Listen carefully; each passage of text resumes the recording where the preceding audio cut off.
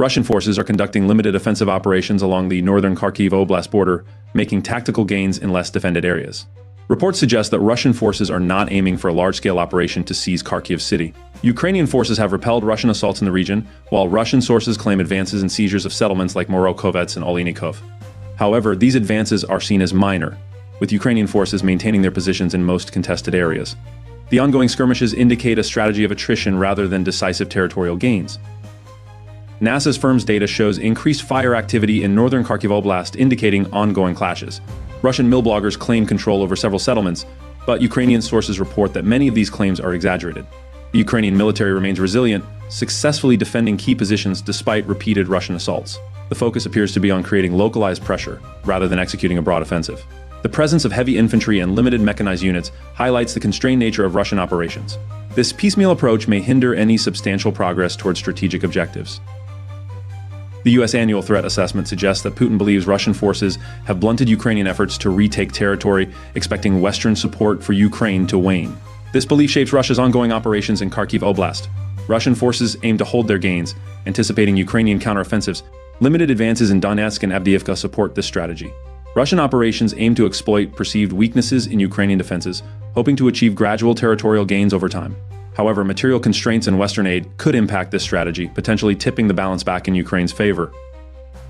Russian forces reportedly launched offensive operations along the northern Kharkiv border without fully deploying their planned northern grouping of forces.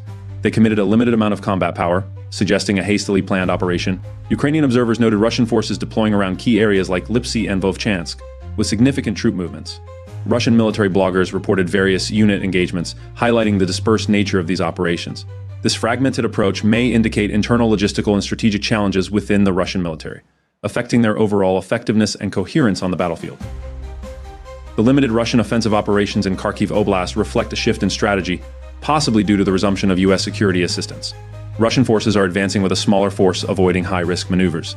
This cautious approach suggests a reevaluation of operational assumptions about Ukrainian capabilities. Russian forces aim to create localized pressure points without overextending, preserving their strength for potential future operations. This strategy may involve gradual encroachments into Ukrainian territory, avoiding large-scale engagements that could lead to significant Russian casualties and logistical strains. Recent directions of Russian offensives suggest an attempt to create a buffer zone to protect Belgorod city. Advancing near Hoptivka and Vovchansk, Russian forces are pushing towards a 10-kilometer deep buffer area. These operations, though not aimed at a full-scale seizure of Kharkiv City, aim to secure strategically valuable territory. Russian efforts to isolate battle spaces and control key areas along the border underscore their intent to fortify defensive positions, while applying pressure on Ukrainian forces. This strategy seeks to mitigate Ukrainian counterattacks and ensure long-term control over contested regions.